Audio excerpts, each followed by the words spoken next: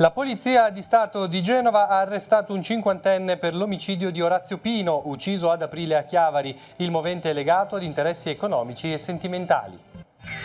Genova si prepara alla demolizione del Ponte Morandi. Le operazioni con l'esplosivo si terranno venerdì 28. Chiuso dalle 7 alle 22 l'allacciamento tra A7 e A12 e la barriera di Genova Ovest. In arrivo la prima ondata di caldo della stagione, domani e venerdì temperature sopra i 36 gradi nelle zone interne. I consigli del medico: per anziani e persone ammalate il caldo è un nemico da cui proteggersi. Perseveranti nella preghiera, assidui nello spezzare il pane, il Papa ha descritto la prima comunità cristiana nella catechesi di oggi, un invito a pregare perché le comunità odierne siano accoglienti. Inaugurato il distributore di latte crudo in Piazza della Libertà a San Salvatore di Cogorno, è la campagna che scende in città a disposizione di tutti, lo ha dichiarato Sylvie Garibaldi, promotrice dell'iniziativa.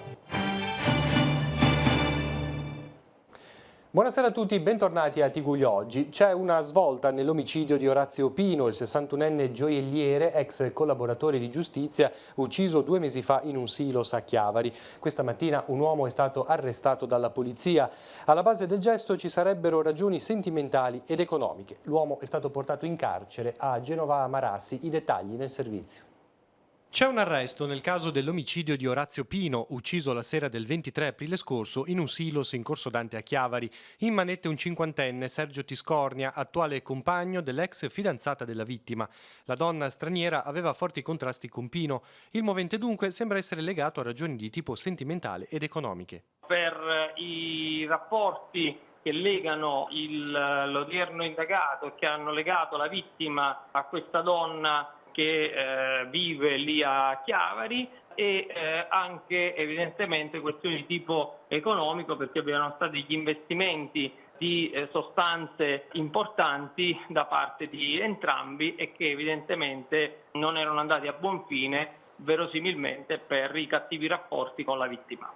Le indagini hanno permesso di constatare che Tiscornia, la sera dell'omicidio, si trovava all'interno del posteggio. Il soggetto indagato, con un mezzo diverso dal suo, è stato accompagnato presso il silos, lì ha atteso l'arrivo della vittima. Dopo averlo colpito con un colpo d'arma da fuoco è fuggito sempre a bordo della stessa autovettura non a lui riconducibile, facendosi poi accompagnare in un parcheggio di Cogorno dove aveva lasciato il suo mezzo di proprietà. Abbiamo rinvenuto proprio sulla seduta di questa autovettura dove si era accomodato l'odierno indagato tracce di polvere da sparo come da analisi del laboratorio del Servizio di Polizia Scientifica di Roma. Fondamentali per giungere all'arresto le immagini della videosorveglianza. La polizia ha passato al setaccio tutte le persone entrate e uscite dal silos e tutte le vetture transitate per Chiavari. I dati sono stati poi abbinati alle celle telefoniche, che hanno permesso quindi di isolare alcune utenze, alcune delle quali che noi chiamiamo cosiddette furbe, cioè intestate a soggetti fittizi, ma di fatto in disponibilità dell'arrestato. Cambiamo argomento. Genova si prepara alla demolizione delle pile 10 e 11 del viadotto Morandi. Le operazioni si svolgeranno venerdì 28 giugno nella mattinata. Previste temporanee modifiche alla viabilità veicolare e ferroviaria. Il Comune ha emesso anche disposizioni a tutela della pubblica incolumità. Sentiamo. Le pile 10 e 11 del Morandi cadranno in 6 secondi. A farle esplodere oltre 1 tonnellata di dinamite. A terra finiranno 20.000 metri cubi di calcestruzzo e acciaio. Non sarà un collasso. Le 2 pile si piegheranno una verso l'altra in modo controllato grazie alla sequenza ravvicinata di deflagrazioni e poi cadranno a terra in grossi pezzi. Le vibrazioni saranno di durata brevissima e limitate. E quanto accadrà venerdì 28 giugno? Per consentire lo svolgimento delle operazioni nella massima sicurezza, il Comune di Genova ha predisposto provvedimenti legati alla circolazione veicolare e ferroviaria. In particolare, l'autostrada A7 Genova-Milano, tra l'allacciamento con la 12 e la barriera di Genova Ovest, sarà chiusa dalle 7 alle 22. Nello stesso orario rimarranno chiuse molte vie della zona. La fascia di attenzione ha un raggio che va dai 300 ai 400 metri, sia per i pedoni sia per i mezzi, con limitazioni severe per i veicoli con massa superiore alle 7,5 tonnellate. Attenzione ai treni, non ci sono modifiche particolari, ma su alcune linee la circolazione circolazione subirà variazioni, ad esempio sulla Genova-Ovada-Acqui Terme e sulla Genova-Busallar-Quata Scrivia-Novi Ligure. Circa 500 persone con problemi e donne incinte lasceranno le loro abitazioni già la sera precedente. Oltre 3.400 persone saranno sfollate dalle 5:30 del mattino. L'esplosione ci sarà alle 9, se non ci saranno polveri e problemi torneranno a casa alle 22. In campo, tra gli altri, la Protezione Civile regionale che fornirà 1.200 brandine, 100 tavoli, 200 panche e predisporrà quasi 5.000 bottiglie d'acqua, a beneficio di tutti coloro che potranno subire i riflessi dell'intervento. Le bottiglie d'acqua saranno distribuite anche agli automobilisti in caso di chiusure o code conseguenti alla demolizione.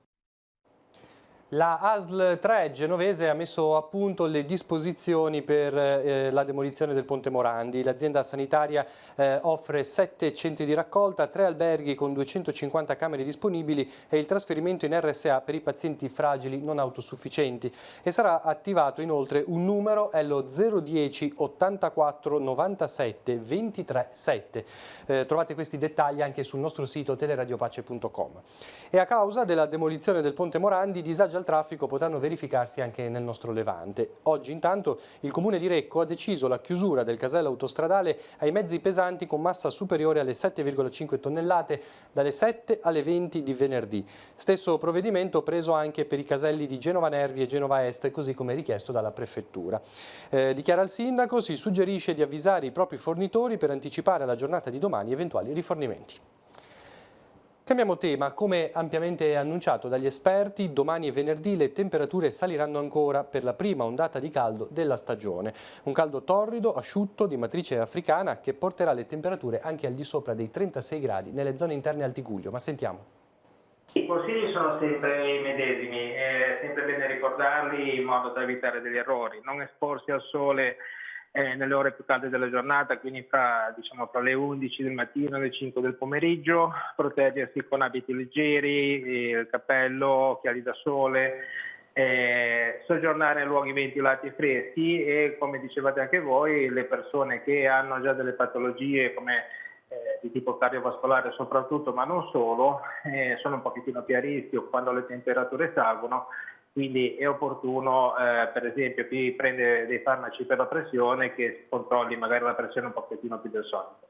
È utile bere, idratarsi durante la giornata, è utile mangiare frutta, verdura, arieggiare la casa nelle ore fresche, quindi al mattino e alla sera, lasciando chiuso durante le ore più calde della giornata, questo come consiglio per cercare di avere l'ambiente più confortevole possibile. E poi ovviamente per qualunque necessità ricordo a tutti che bisogna fare il numero unico per l'emergenza, che è l'112, e si fa la telefonata a questo numero, loro indirizzeranno poi in caso di emergenza medica o necessità di consiglio medico alla centrale operativa di competenza territoriale, quindi nel nostro caso al 118 Tiglo Soccorso.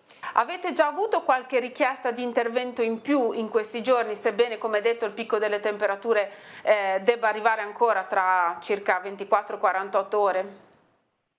Dire che esiste una chiamata specifica attribuibile sicuramente al caldo eccessivo non lo possiamo dire con certezza. È sicuro che l'aumento delle temperature può provocare dei malori e quindi è chiaro che il numero delle chiamate per malori generici che in altre occasioni potrebbero anche non essere successo, attribuite a altre cause, sicuramente possono anche trovare come concausa l'eccessiva temperatura.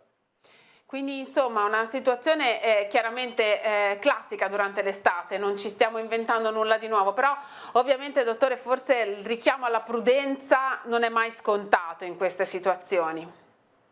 Direi di no, perché la bella stagione invita tutti, per chi è soprattutto amante del mare, a prendere il sole, a portarsi in spiaggia, ma le persone anziane o che hanno delle disabilità o malattie devono chiaramente usare la prudenza del caso per evitare dei malori che altrimenti non sarebbero successi poi.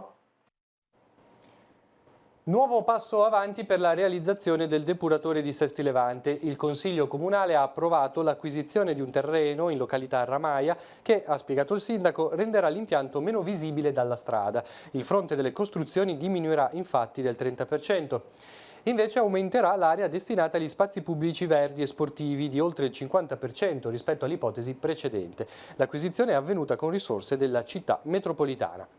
In arrivo nuovi marciapiedi in diverse zone di Chiavari. Terminato il primo tratto in via Parma, a Caperana, questa mattina è partito il secondo lotto nei pressi della curva di San Lazzaro, che presto avrà un tratto pedonale rialzato e più sicuro per i pedoni. Un secondo cantiere è stato avviato in mattinata in viale Devoto. Il marciapiede esistente, ad oggi in condizioni precarie, passerà così da 90 cm a circa 1,20 m di larghezza. Inoltre sarà ricostruito ex novo un tratto in curva quasi inesistente e sarà rimossa una pianta che occupava questo spazio. I lavori sono stati affidati alla ditta Stefano Zappettini di Mezzanego per una spesa di circa 35.000 euro, IVA compresa. E ora siamo all'informazione religiosa. Dopo aver visto l'immagine del papà e della sua bimba morti annegati nel Rio Grande mentre cercavano di passare il confine tra Messico e Stati Uniti, oggi questo scatto ha fatto il giro del mondo provocando dolore e indignazione, lo possiamo vedere anche noi dal sito di Avvenire della Radio Vaticana. Il Papa ha espresso immensa tristezza, a riferirlo il direttore ad interim della Sala Stampa Vaticana, Alessandro Gisotti. Francesco, ha spiegato, è profondamente addolorato per la loro morte, prega per loro e per tutti i migranti che hanno perso la vita cercando di sfuggire alla guerra e alla miseria. Ora facciamo un passo indietro e andiamo invece all'udienza generale di questa mattina. Papa Francesco ha fatto questa mattina il suo ingresso in Piazza San Pietro attorno alle 9:30 e, come ormai è diventata una consuetudine, ha fatto salire a bordo 5 bambini, 3 femmine e 2 maschietti, che hanno fatto con lui il giro fra i vari settori della piazza delimitata dal colonnato del Bernini. Sul piazzale circa 13.000 persone nonostante il solleone. Il Papa ha proseguito il percorso attraverso la lettura degli Atti degli Apostoli, descrivendo il ritratto della comunità cristiana. I primi cristiani si raccolgono come famiglia di Dio, ha detto, spazio della koinonia, cioè della comunione d'amore tra i fratelli e le sorelle in Cristo. Sono perseveranti nell'insegnamento degli apostoli e nella comunione, nello spezzare il pane e nelle preghiere. Sono questi gli atteggiamenti del cristiano. Io ripeterò, no? Ascoltano assiduamente l'insegnamento apostolico. Secondo, praticano un'alta qualità di rapporti interpersonali, anche attraverso la comunione dei beni spirituali e materiali. Terzo, fanno memoria del Signore attraverso la passione del pane, cioè l'Eucaristia. Quarto, dialogano con Dio nella preghiera. Queste sono le 4 tracce di un buon cristiano. Il racconto degli Atti, ha spiegato ancora Francesco, ricorda che il Signore garantisce la crescita della comunità. Il perseverare dei credenti nell'alleanza genuina con Dio e con i fratelli diventa forza attrattiva che affascina e conquista molti, principio grazie al quale vive la comunità credente di ogni tempo. Non c'è posto per l'egoismo nell'anima di un cristiano. Se il tuo cuore è egoista, tu non sei cristiano. Sei un mundano che soltanto cerchi il tuo favore, il tuo profitto. Preghiamo noi lo Spirito Santo perché faccia delle nostre comunità luoghi in cui accogliere e praticare la vita nuova, le opere di solidarietà e di comunione, luoghi in cui le liturgie siano un incontro con Dio, che diviene comunione con i fratelli e le sorelle, luoghi che siano porte aperte sulla Gerusalemme celeste. Situazione ancora complicata in Repubblica Centrafricana, paese molto legato, come sapete, a Telepace e al nostro territorio. I vescovi lanciano un appello al governo affinché venga finalmente attuato l'accordo di pace firmato a febbraio in Sudan. Il parroco della cattedrale di Bangui commenta la notizia ricordando il coraggio chiesto dal Papa per portare avanti il percorso di riconciliazione. La riconciliazione è spesso sacrificata sull'altare degli interessi egoistici, una frase forte che potrebbe essere pronunciata in chissà quanti paesi del mondo.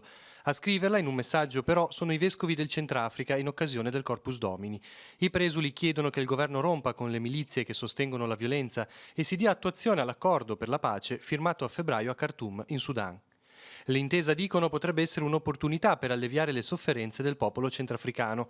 Ripercorrendo la storia del paese, segnata in passato da legami tra governo e milizie, i vescovi si chiedono che relazione possa esserci oggi con l'Esrekin, gruppo nato a gennaio e forse vicino al governo. Non ci può essere, scrivono, una pace solida e duratura senza giustizia, riparazione e riconciliazione. Il testo contiene anche una forte condanna alle aziende straniere che sfruttano le risorse del paese senza alcun impatto positivo sulla gente, ma anche un invito al governo a garantire la libertà di espressione, favorendo le manifestazioni pacifiche. Da tanti anni che stiamo cercando la pace in Centro Africa, quindi questo è un fatto che colpisce, che i vescovi fanno delle proposte concrete, toccano i problemi attuali del paese, soprattutto questo accordo di pace firmato a Khartoum in Sudan. Questo per il momento è il documento importante per noi in Centro Africa, ma quello che vediamo è che questi gruppi che hanno firmato questo accordo non rispettano il contenuto di questo accordo. Ci sono sempre delle persone che muoiono, che soffrono, e quindi i vescovi hanno preso la parola per denunciare quello, per ricordare a tutti quanti l'impegno, perché il popolo ha sofferto tantissimo, perché se noi non facciamo così nessuno ci prenderà in serio. Veniamo ora sul nostro territorio. Levi ha festeggiato il patrono San Giovanni Battista. Dopo la processione per le vie della parrocchia di San Rufino si è svolto un momento di preghiera in chiesa. La vera bellezza arriva da Dio, ha spiegato il vicario della diocesi. Sentiamo. Non erano nascoste le mie ossa quando venivo formato. Quanti di noi sarebbero capaci di dire «Signore, hai fatto di me una meraviglia stupenda»? È la riflessione proposta dal vicario della diocesi per la festa di San Giovanni Battista a Levi. La frase del Salmo, ha spiegato Don Stefano Mazzini, ci ricorda che la bellezza di ciascuno è opera di Dio. Il Battista, nella sua umiltà, è capace di riconoscerlo. Gli uomini del nostro tempo faticano di più. Forse, ha sottolineato il sacerdote, perché spinti a ricercare una bellezza falsa, esteriore, di facciata. Di qui l'invito a seguire il Battista e a comprendere che l'unica bellezza ci arriva dal Signore e dal riconoscersi creatura di Dio fatta dalle sue mani. Soltanto così potremo cogliere la luce della misericordia di un padre che ama i suoi figli. La riflessione del vicario della diocesi ha concluso la processione per le vie di San Rufino a Levi. Nel paese la festa patronale unisce la comunità, ma anche tanti leivesi, e come sempre si realizza grazie a numerose persone che offrono il proprio aiuto. Io voglio ringraziare tutte le persone che tutte le volte nelle nostre comunità si spendono perché poi le feste si possano vivere in serenità e in gioia, e si spendono con tanti sacrifici, anche veramente rinunciando alle comodità e offrendo il lavoro e anche il sudore di ore e ore di servizio offerto alle nostre parrocchie. Quindi grazie di cuore a tutti. Levi è una piccola comunità con una profonda fede, è radicata fin dai tempi antichi, e San Giovanni rappresenta il santo importante per Levi, quanto anche la festività di Nostra Signora della Guardia. Quest'anno infatti ricorreranno i 100 anni della Madonna della Guardia, che è stata portata a Levi. Le comunità parrocchiali del territorio si apprestano a vivere la festa di San Pietropaolo. Nella parrocchia di San Pier di Canne a Chiavari è iniziato il tempo di preparazione. Domani alle 17:30 la messa e il tempo di adorazione eucaristica sino alle 21. Venerdì 28 alle 17 la messa e l'incontro per gli anziani e gli ammalati. Sabato alle 10 le lodi, alle 20:45 i vespri e alle 21 la messa vespertina. Seguirà la processione nella zona nord del quartiere. Oggi inizia anche il tempo di preparazione alla festa di San Pietro nella parrocchia di Riva Trigoso. Ogni pomeriggio alle 18 la messa, sabato alle 20:30 l'Eucaristia presieduta da Don Matteo Prettico e la processione lungo le vie del paese. A Calvari, nella cappella di San Pietro, sabato 29 alle ore 18 la messa e la processione. E infine nella parrocchia di San Pietro di Novella a Rapallo, domani e venerdì la messa alle 18:30, sabato alle 10:30 e alle 18:30. Al termine della messa delle 18:30 seguirà la processione lungo le vie del quartiere. Cambiamo argomento, parliamo di un distributore di latte crudo ed altri alimenti agricoli per avere a disposizione i prodotti locali tutti i giorni della settimana e a ogni ora del giorno. Si trova in Piazza della Libertà a San Salvatore di Cogorno e nasce dall'iniziativa di Silvi Garibaldi, allevatrice dell'azienda agricola La Marpea al Fior di Latte. Sentiamo. Il distributore di latte e prodotti agricoli unisce la richiesta di alimenti di qualità alla comodità dell'averli sempre a disposizione, senza restrizioni orarie. L'iniziativa è il punto di partenza verso una maggiore integrazione tra città e campagna, che sostenga la circolazione dei prodotti agricoli delle aziende del territorio. È stato un cammino lungo, diciamo che è un punto d'arrivo e un punto di partenza. siamo riusciti a mettere un distributore automatico di prodotti di latte e di prodotti aziendali della nostra azienda in un suolo pubblico, aperto 24 ore su 24, quindi disponibile a tutti in qualsiasi momento della giornata. Non avete più scusanti, potete venire in qualsiasi momento, quindi diciamo è la campagna che scende in città, la nostra iniziativa, quella di mantenere il territorio pulito, pascolato e di avere animali sul nostro territorio come è sempre stato. Da giovane che crede nei nostri territori, nella nostra agricoltura e in questa iniziativa. Sì, ci crede un po' troppo forse, o ci crede tanto, siamo nati sognatori, quindi per noi questo è una cosa fattibile e stiamo lottando con i denti per poter comunque arrivare o rimanere nei nostri territori. Coldiretti a fianco di questa iniziativa. Certo, Coldiretti in prima linea a sostenere i giovani, che è la cosa più importante per la salvaguardia del territorio, ma non solo, per rilanciare l'economia nel nostro territorio. Il nostro futuro sono i giovani, quindi se puntiamo su di loro e dimostriamo fiducia, vedrete che anche la Liguria troverà il suo spazio nel mondo agricolo. Le amministrazioni, in questo caso di NEE e di Cogorno, sostengono queste iniziative. Siamo molto vicini alle aziende, a tutte le aziende agricole, questa in particolare è un po' un fiore all'occhiello del comune di NEE, cosa particolare, non di minore importanza, condotta anche da una ragazza, da una donna. Noi siamo sicuramente per la filiera corta, per la qualità e cercheremo con la nostra amministrazione di dare una mano dove è possibile. Forse c'è un po' un ritorno delle persone nelle nostre valli. Noi dobbiamo per questo essere presenti, poter far sapere alle aziende di poter contare su di noi e penso anche con le organizzazioni dei contadini da potergli dare una mano in effetti sia per vedere dei finanziamenti sia per poter sveltire le pratiche il più possibile e potersi dedicare il più possibile al lavoro dove serve. Ecco. Marina Chiavari lancia il progetto di raccolta dei rifiuti barca a barca. All'arrivo in calata ovest, infatti, i diportisti potranno differenziare plastica, vetro e alluminio aiutati dal personale del porto. Così come per il porta a porta urbano, i rifiuti saranno poi portati nelle apposite isole comunali. Saranno gli stessi addetti dello scalo portuale ad occuparsi del conferimento. Si tratta di un'iniziativa sperimentale a tutela dell'ambiente e per sensibilizzare gli ospiti che arrivano in barca.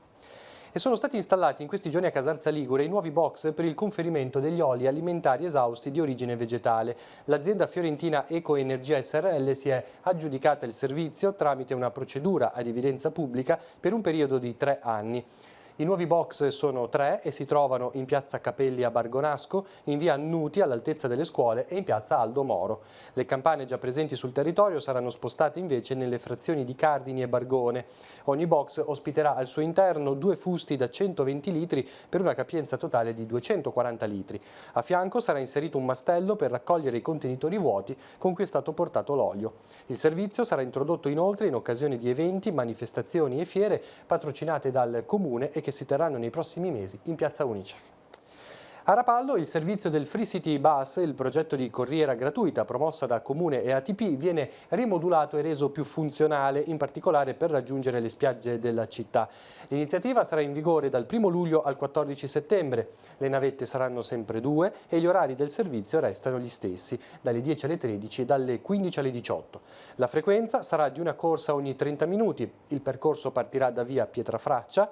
Novità del 2019 è l'aggiunta di una fermata a San Michele di Pagana per l'estate.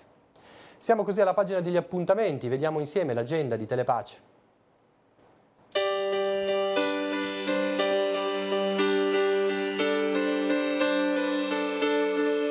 Appuntamenti in agenda per giovedì 27 giugno.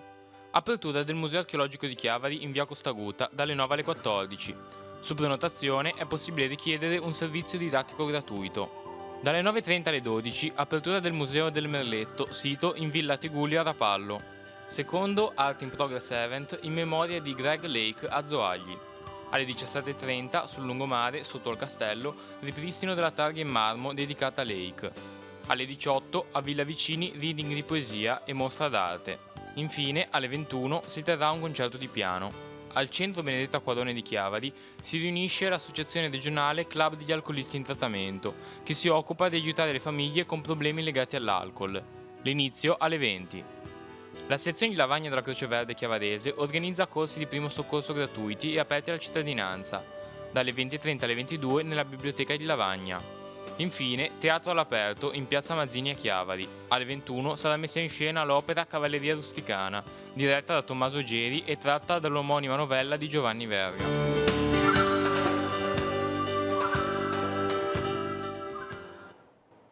Il Comune di Chiavari sostiene il centro antiviolenza Gruppo CIF Telefono Donna nella promozione del film Pop Black Posta di Marco Pollini, cosceneggiato insieme a Lucia Braccalenti e Luca Castagna e distribuito dalla casa di produzione Aora Film. Il lungometraggio, con protagonista la 2 volte vincitrice del premio cinematografico David Di Donatello, Antonia Truppo, sarà presentato in anteprima a Chiavari domani 27 giugno alle ore 21 al Cinema Mignon. Dopo gli appuntamenti lo sport, si è concluso per la Chiavari Nuoto il campionato nazionale di pallanuoto giovanile. L'Under 17 Allievi B ha conquistato il 3° posto, un traguardo che alla società verde-blu era precluso da 10 anni. La squadra, sconfitta da Varese e Vicenza, che si disputeranno in finale a luglio il 1° e il 2° posto, ha battuto il Torino 81 9-8. Il 3° posto è frutto anche di una politica di ringiovanimento che punta sui ragazzini. La Chiavari Nuoto ha infatti partecipato con una squadra sottoleva. Dedicata alla classe 2002, la competizione ha registrato la presenza soltanto di 5 elementi nati quell'anno per la Chiavari Nuoto. Il resto era formato da atleti del 2003 e del 2004. Un'ultima notizia di sport, Niccolò Figari lascia la Prorecco. Nell'anno olimpico il difensore cercherà maggiore minutaggio altrove per giocarsi tutte le chance di convocazione a Tokyo 2020. Si interrompe così una storia lunga 11 anni e impreziosita da 29 trofei. Era l'ultima notizia del nostro telegiornale, vi lascio alla puntata estiva di Missione Mondo, noi ci ritroviamo domattina alle 7:30 con il buongiorno di Telepace. Grazie per averci seguito, buon proseguimento di giornata.